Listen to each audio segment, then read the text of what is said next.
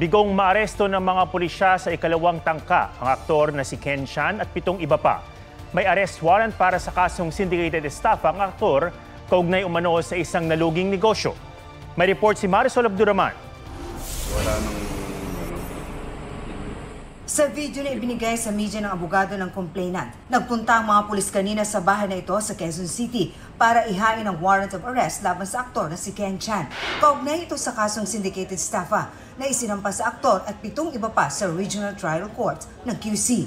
Hindi pinangalanan ni Attorney Noel Joseph Estrada ang kanyang kliyenteng nagsampa ng reklamo laban sa aktor. Pero ang sabi niya, nagbigay daw ito ng kulang-kulang ng 14 million pesos bilang investment sa kanilang negosyo.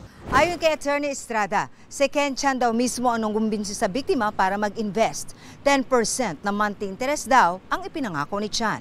Siya mismo yung actively na nag-solicit. Humingi ng pera dun sa complainant, sa aming kliyente, at sabi ay invest sa restaurant business at nangangako na ito ay magbibigay ng malaking interest, monthly interest na kita. Nagsara na, nagtago na at nawala na yung negosyo kaya ho nagkaroon ng kaso. Bigo ang mga pulis na mai-serve ang arrest warrant. May tumanggap ng warrant? Wala walang tao dito sa bahay ni Mr. Ken Chan.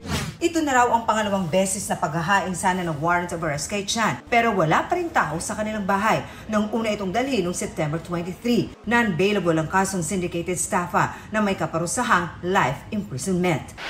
Patuloy namin sinisikap na makuha ang panig ni Chan. Simula nitong Hunyo ay nagpahinga muna si Chan sa kanyang showbiz commitment. Huli siyang napanood sa Abot Kamay na Pangarap bilang si Doc Lindon. Marisol Abduraman, nagbabalita para sa GMA Integrated News.